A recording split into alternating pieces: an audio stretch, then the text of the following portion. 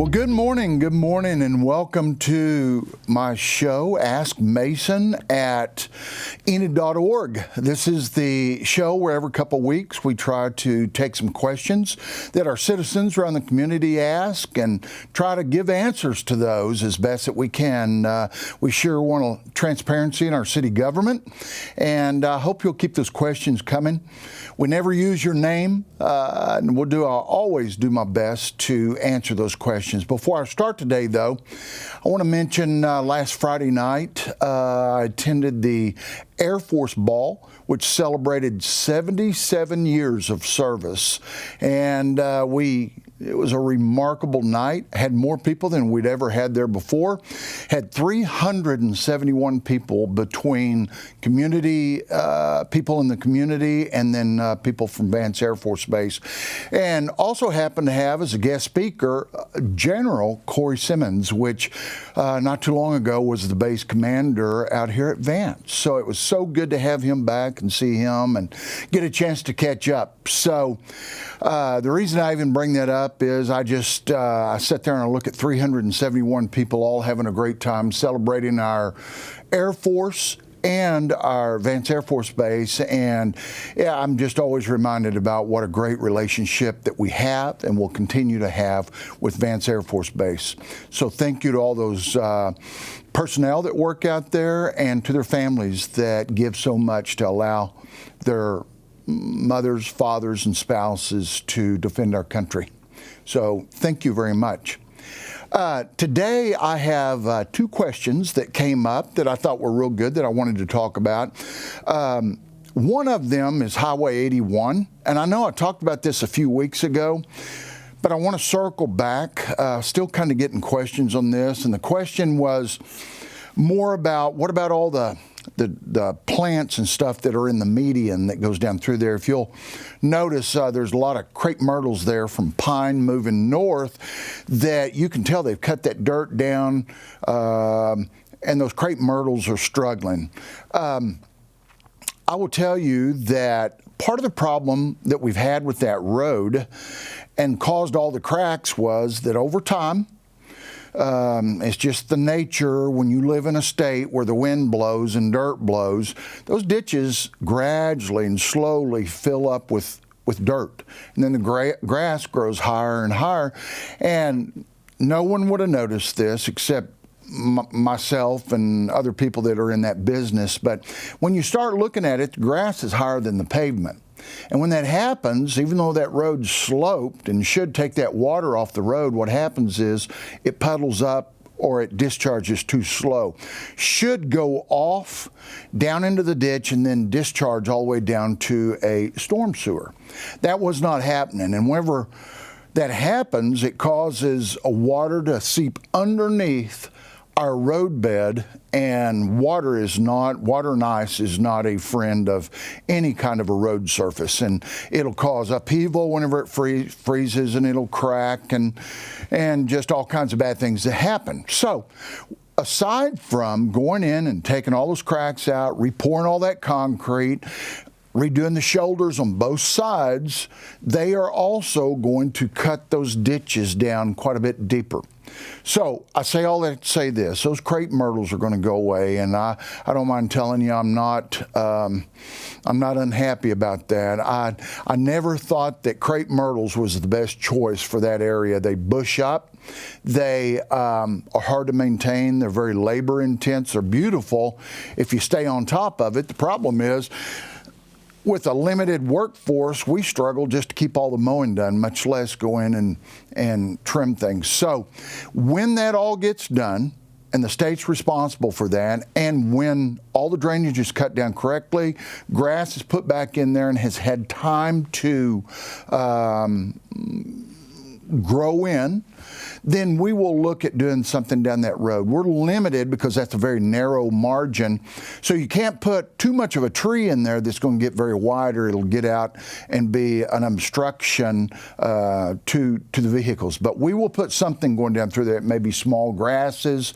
I'm not sure yet, but we want to be strategic when we do that so that it's low maintenance, low water, and does not encroach on the drainage or the ability to see when you're going down through there. So that's what's going on. One other thing I want to say about Highway 81, two things, is, and I mentioned this last time we talked about Highway 81, but you'll notice that when you drive down through there, it feels like the new concrete's just a little bit higher than the other roadway. And that's because it is. It was intentionally poured that way. What they're going to do when they're totally done, they're going to go in, they have a huge machine that actually grinds grooves into that entire road bed. Does several things. It helps discharge that water. It helps whenever we have ice, gives more traction, but it also perfectly levels that road so that any high places, low places, it takes it down. So it will eventually feel much, much smoother than it does now. It just takes time to complete big projects like that. And speaking of big projects, I'm just going to forewarn you that I believe it's 2027, so that won't be very long, about 24 months.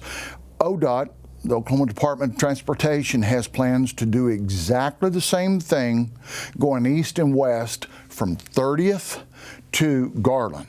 So you know as well as I do, there's a lot of traffic goes up and down that road. As we get closer to that, we'll encourage people, especially locals, to try to take Randolph or Roop and go around, try not to go down the main highway unless they just have to, because it'll take some time. It'll be inconvenient to people, but at the same time, if you want roads repaired, it just takes a while to get done. So, but that'll be a couple years out. So what you're seeing going north is a lot what's going to be happening going to east and west eventually. So that's kind of what's going on that question. The other question that came up, thought this was a good question, and I'll be honest, wasn't exactly sure how I wanted to answer this, but someone had sent in a question about the graffiti around town, where I'm assuming it's kids, I would hope it would be, not adults, but that they take spray paint and they paint on different permanent structures. I will be honest, I haven't seen just a lot of that around. However, I'm sure it is. If people are sending in and asking about that, I'm sure we do have some of that. I do think it's good that we aren't just inundated with that. And so a couple things, thoughts that I had on that is, number one, as we build new projects, and you'll notice like the new overpass that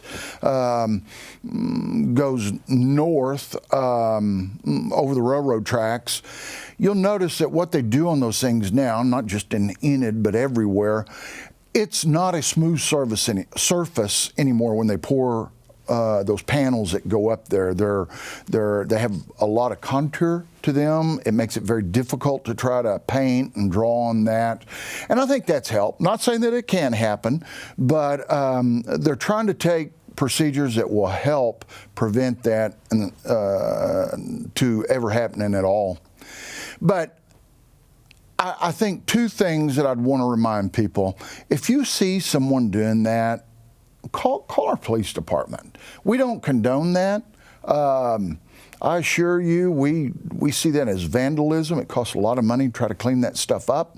When we bring new potential business owners to Enid, we have one chance to make a first impression.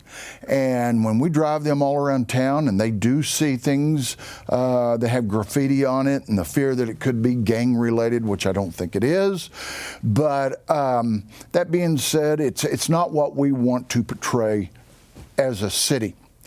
And then the last thing I'd say about that, and I hope you take all this the right way, but, you know, it makes me wonder how much of that responsibility lies back on the parents. You know, I can just speak from my own experience. I had a mom and dad that if they'd ever caught me doing that, and I'm not saying that I was ever perfect, but one, I would have disappointed my parents. Number two, I would have gotten in a lot of trouble, aside from the police department. I mean, I would have been grounded for a long, long time.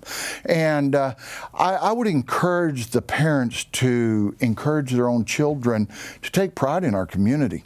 And you can do that by several ways, you know, encourage them not to participate in that, but also, what are they hearing at home? Is it negative about the city, or is it positive about the city? You know, we're trying to change a culture here in Enid to where people take a lot of pride in their community. This coming Saturday, October the 12th, we'll be having a cleanup session down at Government Springs Park, and we encourage everybody to come out and do that. You know, I'm taking time out of my schedule to show up and do that. It wasn't my trash, but I want our community clean also, like I think you do. So encourage your kids to take pride.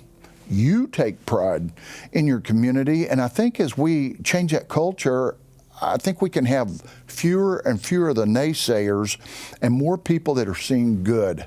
And I think it's a long-term play, but I do think that will allow people to start taking more pride in their community, and maybe we won't have some of that defacing public property. So that's my thought on that. I wish I had a better answer, but it's just it's a problem that we've had for a long time, and I think the only way you can change that is just create a place that everyone is proud of. So with that being said, I will encourage you to please send in questions. Do my very best to answer those.